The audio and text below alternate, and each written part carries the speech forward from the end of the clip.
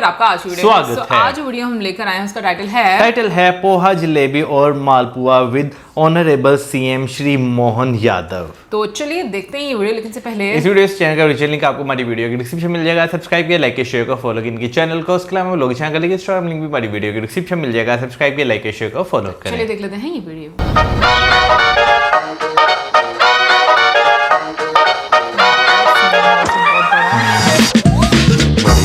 ये है मध्य प्रदेश की राजधानी भोपाल और मैं आई हूँ chief minister of Madhya Pradesh Shri Mohan Yadav ji के घर, उनसे मिलने, उनके सफर के बारे में जानने, क्या सपने हैं उनके और कैसा उनका विचार है मध्य प्रदेश के फ्यूचर को लेकर। And all of this over a delicious Sunday brunch. Let's go.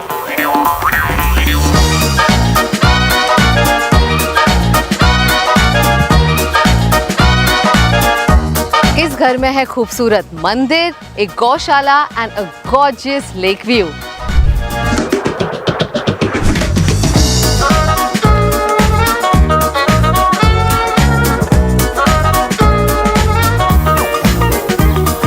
नमस्ते सीएम सर, बहुत खुशी हुई आपसे मिलकर। मैं यहाँ 2 दिन से भोपाल में घूम रही हूँ और मैं ट्रैवल करती हूँ बहुत अपने कंटेंट की वजह से, और सचमुच भोपाल बहुत खूबसूरत जगह है। अभिनंदन है और आपके माध्यम से देश दुनिया जानेगी भोपाल की खूबसूरती। हाँ जी। वाकई जितने राज्य हैं उस राज्यों की राजधानी में अगर कोई नंबर 1 की राजधानी है हाँ जी। तो भोपाल है। मुझे इस बात की प्रसन्नता है। पर आपका जन्म उज्जैन में हुआ। जी जी। तो क्या फर्क लगता है आपको उज्जैन और भोपाल में? भोपाल राजधानी है, इसका अलग आनंद है। हाँ जी। भोपाल लेकिन उज्जैन के संबंध 1000 साल पहले से जुड़े हुए हैं। तो आपकी रोज की रूटीन क्या होती है? रोज मंदिर जाना और फिर देखो, घर से निकलने में अपने साथ में जो हम तो धार्मिक शहर के लोग हैं, हाँ जी। देवताओं का आशीर्वाद लेकर के फिर गौ माता की सेवा करने के साथ अपने काम पे लगे तो निश्चित रूप से काम में सफलता मिलती है। और मैंने ये भी पढ़ा कि एमपी अब मिल्क प्रोडक्शन या डेयरी प्रोडक्शन को डबल करना चाह रहा है। बिल्कुल, मैं मान के चलता हूँ कि दूध का उत्पादन अगर करना है तो हमारे लिए दूध का उत्पादन नहीं, किसान और गरीब से गरीब आदमी के जीवन में आय बढ़ाना, कुपोषण खत्म करना, दुनिया के अंदर भारत की वापस वो पोजीशन लाना जिस आधार पे दूध और दही की नदियाँ बहती थी। तो स्वाभाविक रूप से हमको पशुपालन पे, दूध उत्पादन पे, हमारे अपने प्राकृतिक उस चक्र को वापस स्थापित करना, जब किसानों को फसल के अलावा दूध से भी आमदनी। बिल्कुल बिल्कुल।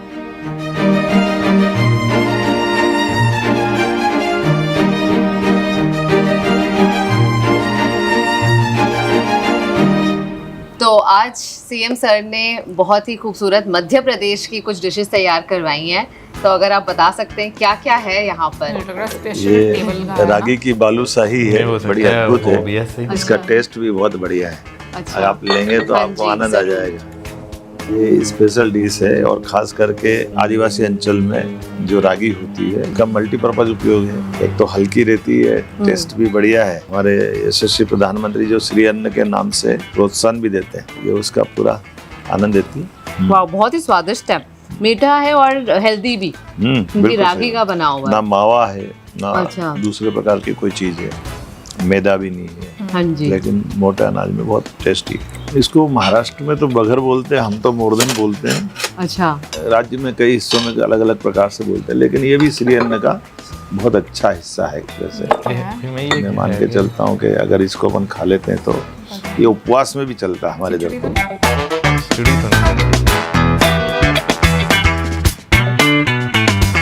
पोहा और जलेबी। मालवा का पोहा माननीय मोदी जी से लगा करके अटल जी का पोहे के साथ जलेबी का मजा है। हाँ जी। आप आनंद से लीजिए।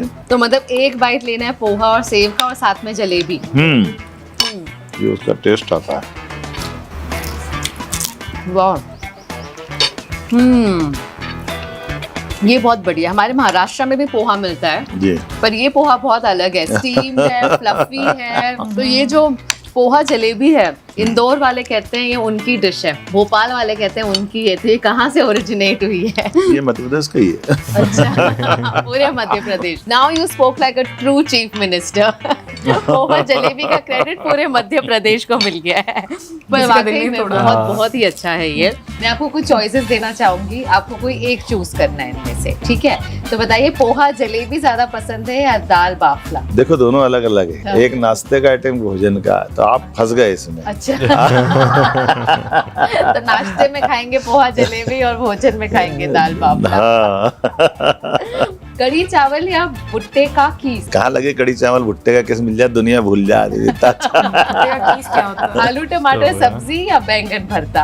आलू टमाटर, सेव टमाटर या मिक्स वेज विद घी तड़का? सेव टमाटर, सेव मिल जाए आदमी को तो सब्जी भूल जाता, मालवा का आदमी है। टीवी पर रेसलिंग मैच देखना या रेडियो पर रामायण सुनना? दोनों। घर का खाना ज्यादा पसंद करते हैं या बाहर का? घर का, मैं बाहर नहीं जाता। और भोपाल में तो कई सारी लेजेंडरी प्लेसेस है, जैसे मैंने देखी मनोहर नहीं, डायरी। मैंने देखी नहीं, आपको पता ही नहीं है। अच्छा। मैं यहाँ एमएलए रहा हूँ, एजुकेशन मिनिस्टर रहा हूँ, टूरिज्म का चेयरमैन भी रहा हूँ, तब भी मेरे यहाँ मेरे लिए थोड़ा सा बचना था। अच्छा, मैं इंदौर गई हूँ और भोपाल गई हूँ और दोनों ही बहुत ही क्लीन और ग्रीन सिटीज है। पर अगर आपको कोई एक चुनना हो तो कौन सा चुनेंगे? मेरे साथ दोहरी दिक्कत, सीएम की सिटी तो भोपाल ही रहेगी। हाँ जी और मेरे अपने राज्य में इंदौर, मुझे गर्व है इस बात का बिल्कुल। कि वो सबसे साफ स्वच्छ देश के अंदर की 7 बार का ये स्वच्छ सिटी का दर्जा लिया है, तो मैं उधर भी देखूंगा। सीएम सिटी अगर है तो भोपाल। आप वैसे कितने बजे उठते हैं रोज? 5:30 से 5 बजे के आसपास। थोड़ा लिखने पढ़ने का शौक है, थोड़ा पढ़ते हैं, बाद में पढ़ाई का तो आपको बहुत शौक है, मैंने देखी आपकी कई सारी डिग्रीज हैं। पढ़ना लिखने का शौक रहा है, प्राधिकरण अध्यक्ष रहा, टूरिज्म चेयरमैन रहा, तब भी पढ़ाई से मेरा संबंध रहा। तो आपका ये पॉलिटिक्स में इंटरेस्ट कैसे जागा? इसको इंटरेस्ट जागना बोलेंगे या ये एक हिस्सा हो गया है, क्योंकि मैं स्टूडेंट लाइफ से चुनाव लड़ते आ रहा हूँ। तो जब मैं फर्स्ट ईयर में जॉइंट सेक्रेटरी बना साइंस कॉलेज में, तब से मैं लगाकर आज तक ये रोजमर्रा की चीज है। अगर मैं आपको पूछूं मध्य प्रदेश की सबसे खास बात आपको जो बहुत पसंद है तो वो क्या होगी? मध्य प्रदेश बहुत समृद्ध है। मध्य प्रदेश जंगल, जीवंत जंगल है। मुझे इस बात की प्रसन्नता है, मतलब ग्रीनरी हमारे इस मध्य प्रदेश में कई मामलों में देश में नहीं है। अब हमारे जंगल में चीता आया है, हाँ जी चीता पूरे एशिया में नहीं है, बिल्कुल। लेकिन हमारे यहाँ जंगल में न केवल फल फूल रहा है बल्कि आबादी भी बढ़ रही है। 20 चीता हम नामीबिया और अफ्रीका से लाए थे। यशस्वी प्रधानमंत्री से 2022 में प्रोजेक्ट की शुरुआत हुई। आज की स्थिति में जितने लाए थे उससे डबल हो गए हमारे पास। वाह। ये भी बड़ा आश्चर्य है कि दुनिया के अंदर ये पहला प्रोजेक्ट है जो इसमें सफल हुआ है, अन्यथा कई लोगों ने प्रयोग किए और वो फेल हो गए। इसी प्रकार से टाइगर स्टेट भी पूरे देश में सबसे ज्यादा टाइगर कहीं है। लेपर्ड, भेड़िए, गिद्ध, ये पूरे देश में सबसे ज्यादा कहीं है हमारे यहाँ। तो घड़ियाल भी, चंबल हमारी एशिया की सबसे साफ नदियों में से एक है। वहाँ हमने कछुए और घड़ियाल को प्रोजेक्ट पे काम कर रहे हैं। हर 3 साल में, जैसे आज अंडे मान लो लेके आते हैं, 2.5 से 3 साल वो उनको हमारे यहाँ तैयार करते हैं, बाद में फिर नदी में छोड़ते हैं। इस बार भी 100 से ज्यादा छोड़े, मैं खुद गया था वहाँ। कभी आप आइए, अच्छा लगेगा। हाँ जी मैं आई हूँ, मैं बांधवगढ़ में रही हूँ, कान्हा में, पेंच में, बहुत ही खूबसूरत जंगल है। And no wonder then Madhya Pradesh is called the wildlife capital of India. आपने बताया वल्चर कंजर्वेशन एफर्ट्स के बारे में, और यहाँ पर टाइगर रिजर्व्स भी बढ़ रहे हैं। तो किस तरह का प्रयास हो जा रहा है एमपी गवर्नमेंट की तरफ से ताकि हमारी वाइल्ड लाइफ बस और ही बढ़े यहाँ से? देखिए, ये इकोसिस्टम को डेवलप करता है। हमारे जंगल को समृद्ध करना है तो जंगल में हमको जंगल की जो वन्य जीव हैं उनके सबका संरक्षण करने की जरूरत है। हमारे मध्य प्रदेश में अपनी पूरी भौगोलिक एरिया का 33% जंगल है। पूरे देश का 9% जंगल हमारे यहाँ है। और वन्य जीवों को संरक्षित करना, उनको बचाना, ये हमारा दायित्व भी है। इतनी बर्ड्स की चहल पहल, इतनी ग्रीनरी, बिल्कुल एक शांति जैसा माहौल जैसा हो गया है, मेरा मुंबई वापस जाने का मन नहीं कर रहा। तो आप जब जाते हैं मध्य प्रदेश छोड़कर बाहर, कौन सी ऐसी चीज जो आपको सबसे ज्यादा याद आती है या पसंद आती है? हमारे प्रदेश के अंदर तो ऐसी कोई खास करके इतना आनंद है कि छोड़ने की इच्छा नहीं होती।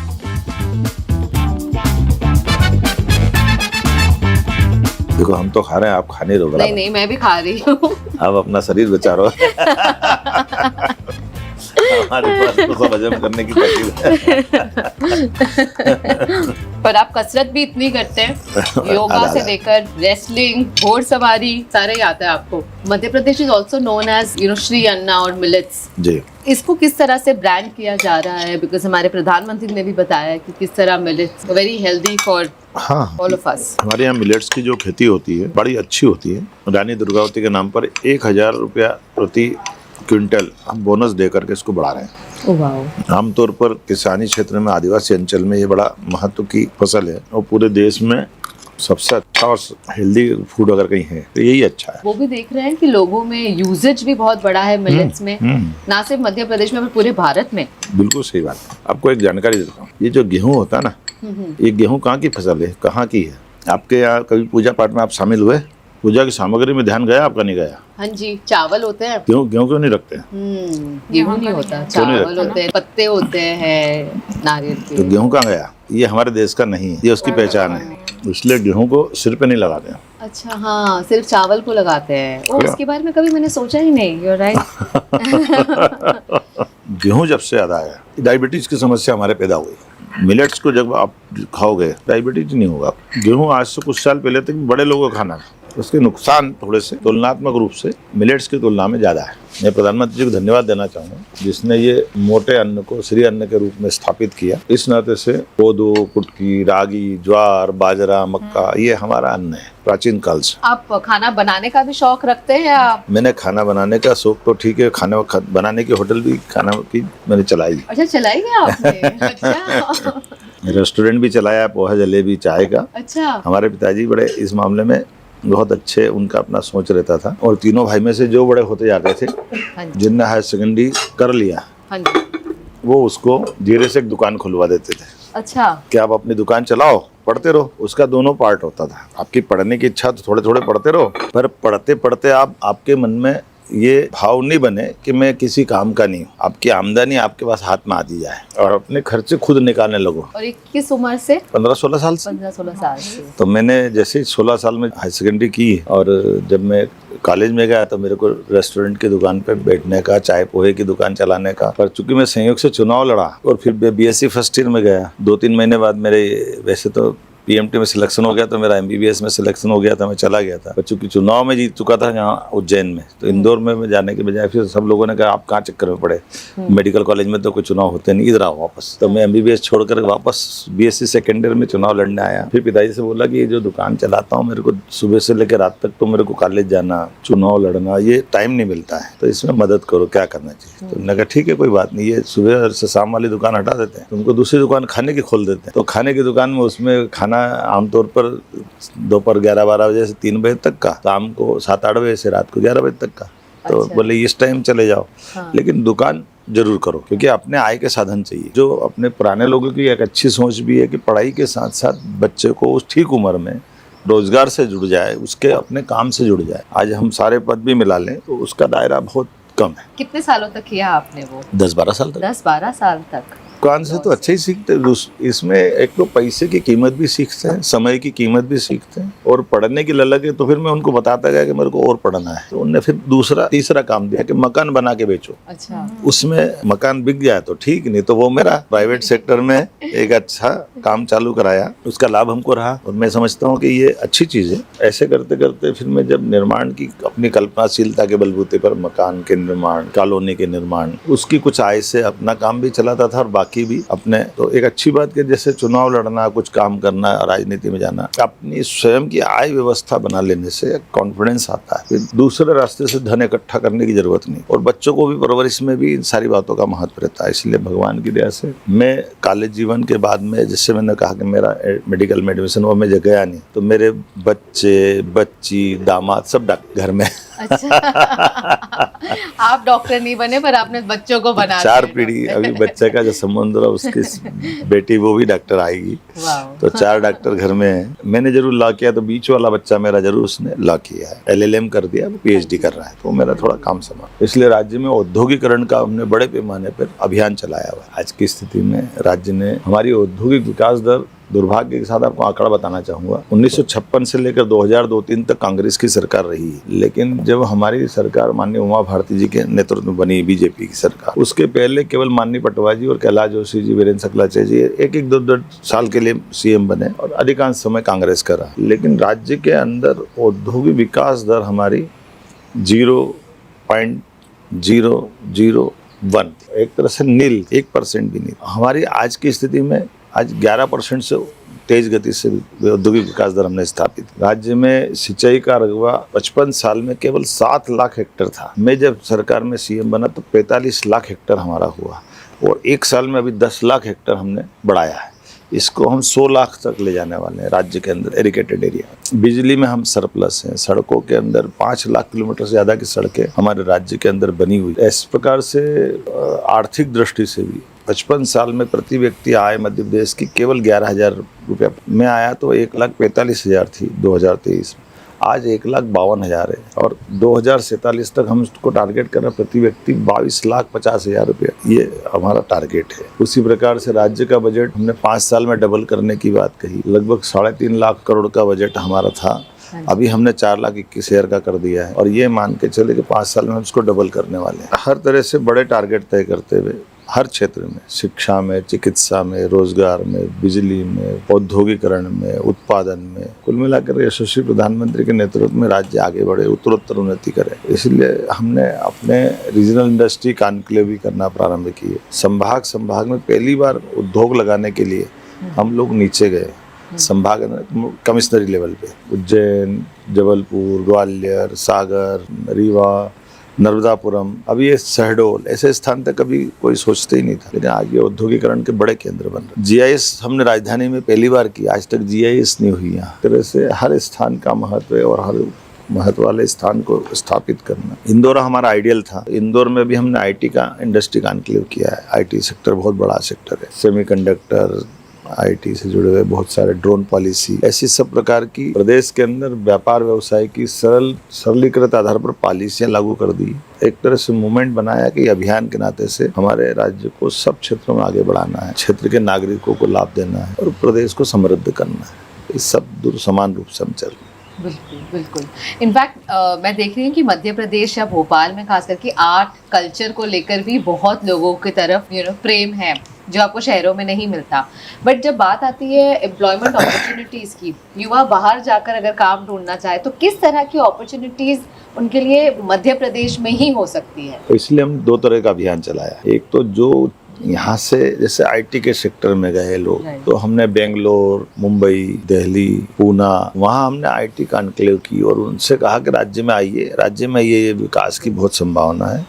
और फिर यहाँ के बच्चों को यहीं देने के लिए भी हमने इंसेंटिव बहुत प्रकार के देना। तो आईटी के लिए पहले एकमात्र इंदौर संभाग था, जो भोपाल, रीवा, जबलपुर, ग्वालियर, उज्जैन सब दूर आईटी पार्क बना रहे हैं। सेमीकंडक्टर की पॉलिसी मैंने आपको बताई दी। तो ऐसे एक एक सेक्टर को हर एक अलग प्रकार से जो जिसके लायक है वहाँ डेवलप करते हुए राज्य की बौद्धिक क्षमता वाले लोग बाहर ना जाए, बल्कि बाहर से भी गए वो लोग वापस आए और यहाँ से अपने काम धंधे बढ़ाए। स्पिरिचुअलिटी का भी एक बहुत बड़ा हब है उज्जैन, जहाँ से आप हैं, और महाकाल मंदिर में गई थी, पिछले साल गई थी, और ऐसा मंदिर मैंने पूरे भारत में नहीं देखा जितनी खूबसूरती से ये बनाया गया है। हमारे लिए सौभाग्य की बात है कि मध्य प्रदेश धार्मिक दृष्टि से बहुत बड़े संभावना का एक क्षेत्र भी है और मान्यता का भी। जैसे 2 ज्योतिर्लिंग हमारे यहाँ, जैसे आपने दोनों का उल्लेख किया है। हाँ जी। एक ओमकारेश्वर और एक महाकालेश्वर। महाकालेश्वर का मंदिर यद्यपि बना था लगभग 250 साल पहले, लेकिन मंदिर का बाकी का सारा परिसर मेरी कॉन्स्टिट्यूंसी भी है। वो प्रधानमंत्री श्रीमान नरेंद्र मोदी जी को 2022 में लेकर के तत्कालीन सीएम शिवराज जी के नेतृत्व में हमारी विधानसभा का क्षेत्र हमने विकास करने का प्लान बनाया और महाकाल के महालोक को डेवलप करते हुए जो भगवान शिव परंपरा को जानना चाहते हैं। जब शिव परंपरा की बात करते हैं तो भगवान कृष्ण के, भगवान गणेश जी की आती है, माता पार्वती की आती है। ऐसे उनके जीवन के विविध प्रसंगों के साथ हमने महाकाल के महालोक का निर्माण कराया और वो भी स्मार्ट सिटी का पैसा जो माननीय प्रधानमंत्री जी ने दिया। आप देखें महाकाल का तब से उज्जैन का जैसे महालोक बना, वो पूरा क्षेत्र बदल गया। और इसी प्रकार से हमारे शक्तिपीठ हरसिद्धि है, बहुत मान्यता, दतिया, मुरैना, ये हमारे खास करके नलखेड़ा, बगलामुखी माता, मैहर की माता जी, जो सरस्वती देवी है। इसी प्रकार से धार्मिक दृष्टि से 13 लोकों का निर्माण हम करा रहे हैं। वो धार्मिक पर्यटन के केंद्रों के लिए सारी प्रकार की व्यवस्था जुटाते हुए आवागमन के साधन, कनेक्टिविटी बहुत अच्छे से, अब आगे जाकर तो हेलीकॉप्टर की कनेक्टिविटी भी हम देने वाले हैं, ताकि यात्रियों को जाने आने में कम समय में एक साथ उज्जैन, ओंकारेश्वर, इंदौर, एक दिन में तीनों ज्योतिर्लिंग, दोनों ज्योतिर्लिंग हो जाए। हमारे फॉरेस्ट के इलाके में भी इसलिए हमने अपनी एविएशन पॉलिसी में अपने स्टेट के प्लेन खुद चालू किए कनेक्टिविटी के लिए। छोटे छोटे स्थान सिंगरौली, रीवा, ग्वालियर, जबलपुर, खजुराहो, ये रोज कनेक्टिविटी हमारी जुड़ गई है। एडवेंचर की बात करें तो मैंने देखा स्काई डाइविंग शुरू हुआ है उज्जैन में। आपने इसमें तो बहुत, हाँ बिल्कुल किया, बहुत अच्छा, मैंने भी उद्घाटन किया था। अच्छा, ओके। बहुत सारे प्रकार से जो हमारे यहाँ तो ये इतनी स्कोप है। टूरिज्म की बात करें तो मेडिकल टूरिज्म भी हम बढ़ा रहे हैं, क्योंकि हमारे यहाँ राज्य के अंदर मेडिकल कॉलेज जब हमारी सरकार आई 2002-03 तक केवल 5 थे, लेकिन मेरे बैठने तक 17 हुए। उसके बाद आज की स्थिति में हमारे लगभग पीपीपी मॉडल मिला करके 37 मेडिकल कॉलेज, तो एकदम से जो स्कोप खुला है। इसी प्रकार से 50 से ज्यादा आयुर्वेदिक मेडिकल कॉलेज, तो हर क्षेत्र में संभावना, और हम हर क्षेत्र में काम कर रहे हैं। यहाँ पे बहुत सारी फिल्मों की शूटिंग भी हो रही है। हाँ, फिल्म पॉलिसी हमारी बहुत अच्छी है। आप फिल्म के लिए भी वेब सीरीज कराना चाहें या आप जिस भी सेक्टर में जाना चाहें, सब में हमारी सरकार आपको इंसेंटिव देगी, आपको लाभ देगी, और आपके माध्यम से खड़े होंगे बड़े बड़े स्टार। अमिताभ बच्चन की तो ससुराल है हमारी भोपाल, इससे अच्छी क्या बात है। जया भादुड़ी जी भोपाल की है, हमें गर्व है कि वो हमारे दामाद हैं मध्य प्रदेश के माननीय अमित जी। आपका परिवार यहाँ नहीं रहता? नहीं रहता। अच्छा। मेरे लिए ये सौभाग्य की बात भी, और इस मामले में मैं थोड़ा अपने आप में कठोर भी। मैं अगर मुख्यमंत्री बनाऊं तो मुख्यमंत्री निवास में रहने के लिए अधिकार मेरे खुद का है। मेरे बच्चे वो अपने घर रहें उज्जैन में, या एक बच्चा हॉस्टल में पढ़े, तो वो अपनी लाइफ में जब कभी ऐसे मुकाम पे पहुंचेंगे तो उनको इसकी पात्रता होना चाहिए। आज वो इसका हकदार नहीं है कि वो इसका लाभ, तो मैं ये थोड़ा अंतर भी करता हूँ, और मेरे बच्चे मान लेते हैं, ये अच्छी बात है। आप क्या विजन रखते हैं मध्य प्रदेश के लिए? यशस्वी प्रधानमंत्री के नेतृत्व में देश का सबसे अच्छा राज्य बनाने का ये आपका मिशन है। बहुत बहुत अच्छा रहा आपसे बात कर ये मध्य प्रदेश की स्पेशल डिशेस खाकर। थैंक यू सो मच अपने समय के लिए। बहुत धन्यवाद। सो आज का जो एपिसोड देखा है, इसमें जितनी भी कॉन्वर्सेशन हुई, मुझे एक चीज़ बहुत अच्छी लगी, और वो ये कि जो मिलेट्स की बात की जाती है, क्योंकि मुझे लगता है कि अब आकर वाकई में लोगों को इस चीज़ की अवेयरनेस आना शुरू हो गई। इनफैक्ट मैं पाकिस्तान में भी देखती हूँ कि लोग अब काफ़ी ज़्यादा मिलेट्स की तरफ आना शुरू हो गए हैं। वरना 2-4 साल पहले की अगर मैं बात करूँ, रागी का किसी को पता नहीं था, कीनवा का किसी को इतना ज़्यादा आइडिया नहीं था, फिर और कौन से, बल्कि हम जाते हैं ना तो ये मुझे बताते तो मैं इनकी तरफ देख रहा होता हूँ। हाँ। क्योंकि मैं अभी उतना ज़्यादा वेल अवेयर नहीं जितना जो है ये चीज़ों के साथ हो चुकी नहीं है। शौक है इन चीज़ों और का। ये मेरे सामने नाम लेते मैं पता ये क्या है, फिर मुझे बताइए वो इस तरह जो है, ये है वो है, मैं फिर अच्छा ठीक है समय लगी। ये चीज़ वाकई में है कि हमारी जो आप लोग के हेल्थ के लिए क्या चीज़ें बेनिफिशियल हैं, अब आकर लोग इससे काफ़ी ज़्यादा अवेयर होते जा रहे हैं। दूसरा, हर राज्य के अपने फूड होते हैं और नाम उनका नो डाउट डिफरेंट होता है, बट समहाउ मैं ये कहूँगी कि बड़ा मुझे तो बहुत मज़ा आता है देखने का कि हर स्टेट में या हर जगह पर किस तरह के खाने और क्या क्या आपको एक वैरायटी जो है वो देखने को मिलती है, तो मुझे बड़ा पसंद आता है। हाँ, ये चीज़ है, आपको जो है ना समय डिफरेंट फ्लेवर जो है उस स्टेट के जो वो देखने को मिलते हैं। अभी हम जितनी भी चीज़ें देखें, मेरा ख्याल है एक पोहा का हमें बस बीच में मालूम था, जलेबी, लेकिन तुम देखो यहाँ पर पोहा स्टीम था, नहीं पोहा नहीं था, वो पोहा नहीं था, फिर यार वो था नहीं पोहा ही था, शायद पोहा ही था। नहीं मुझे लगा मिसल पाव, वो पोहा ही था, स्टीम्ड पोहा था फिर, है ना? उन्होंने ये जो बात बोली थी बीच में, पोहा था और साथ में जो है ना जलेबी, उसकी जो है वो पता था। बाकी जितनी भी चीजें थी ना, एक वो रागी का लड्डू था, हाँ, ठीक है ना, तो सबसे पहले था। हाँ, और बाकी चीज़ें भाई सारी जो है वो नहीं थी। तो मेरा ख्याल है कि भाई वो जो फ्लेवर होते हैं ना, जिस जगह के होते हैं, वहाँ पर अगर आप बैठ के खा रहे हो ना, तो आपको, क्योंकि अगर यहाँ से भोपाल से मुंबई भी जाएगा ना, तो आपको वहाँ का मुंबई का अपना फ्लेवर जो लोग वहाँ पे पसंद करते हैं, वो चीज़ें जो है वो ऐड करेंगे। तो ये चीज़ हकीकत है। बाकी ओवरऑल अगर देखा जाए तो भाई जिस तरह वो अपने स्टेट के बारे में बात कर रहे थे, वाइल्ड लाइफ की जो है बीच में उन्होंने बात की, एजुकेशन की बात की, हेल्थ की जो है बात की, टूरिज़्म की जो है उन्होंने बीच में बात की कि भाई वो किस तरह जो है हर चीज़ पर जो है वो ध्यान दे रहे हैं। और मेरा ख्याल है कि भाई जो हेड ऑफ़ द स्टेट होते हैं, बेशक वो प्रोविंशियल हो या कंट्री हो, मेरा ख्याल है उनका जो है ना चीज़ों के साथ खुद जो है वो बैठ कर बीच में काम करना, ये बहुत ज़्यादा इंपॉर्टेंट होता है। वरना मोस्टली हम यही देखते हैं कि भाई जब कोई बंदा एक अच्छे खासे ओहदे पर होता है ना, तो वो जहाँ पे शिफ्ट होता है सारे वहीं पे शिफ्ट हो जाते अच्छा, हैं। जैसे सीएम हाउस मैंने जितने भी देखे हैं भाई मुझे बहुत अच्छे लगे हैं। ये वाला भी बहुत कमाल का है क्योंकि व्यू बहुत अच्छा था, एक साइड पर लेक और हाँ ग्रीनरी बहुत ज़्यादा थी। और दूसरा, हम लोगों ने जितने भी आज तक सीएम के इंटरव्यूज देखे हैं, आज जो कॉन्वर्सेशन हुई ना, बहुत बहुत अच्छी बात उन्होंने की। मैं खुद इस चीज़ पर ऑनेस्टली बोलूँ तो यकीन करती हूँ कि बच्चों को ना सीरियसली पढ़ाई के साथ साथ थोड़ा थोड़ा आपको एक लाइन की तरफ लेकर आना चाहिए कि आप उनको फाइनेंशियली स्टैंड करो अर्ली एज में, उनके अंदर वो चीज़ डालो। क्योंकि आज के टाइम में मैं ये देखती हूँ माँ बाप ने इतनी लग्जरी दे दी हुई है कि भाई वो ये कहते हैं कि आप पढ़ रहे हो ना, बस आप अच्छे से पढ़ो, बाकी का टाइम बेशक वो मोबाइल में वेस्ट कर रहे हैं या और किसी एक्टिविटी में वेस्ट कर रहे हैं, उसकी तरफ माँ बाप की तवज्जो नहीं जाती।